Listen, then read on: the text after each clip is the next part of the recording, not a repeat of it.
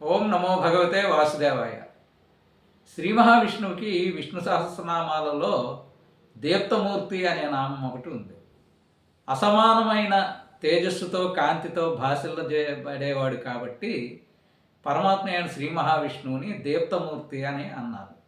భగవద్గీతలో కూడా శ్రీకృష్ణ భగవానుడు యజ్ఞద్విభూతిమత్ సత్వం శ్రీమదూర్జితమేవచ తత్తదేవావగచ్చత్వం మమ తేజోమాంశ సంభవం అని అంటాడు. అంటే అర్జున, ఈ విశ్వములోని ప్రతి అణువు కూడా నా యొక్క శక్తి, తేజస్సు, వైభవంలోని అంశాలు మాత్రమే స్వీకరిస్తాయి అని అంటాడు.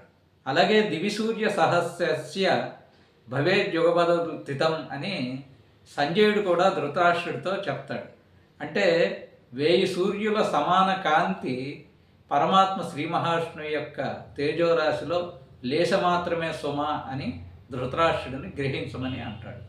ఈ కారణంగా పరమాత్మ అయిన శ్రీ మహావిష్ణువుకి దీప్తమూర్తి అనే నామం సార్థకమైనది. స్వస్తి.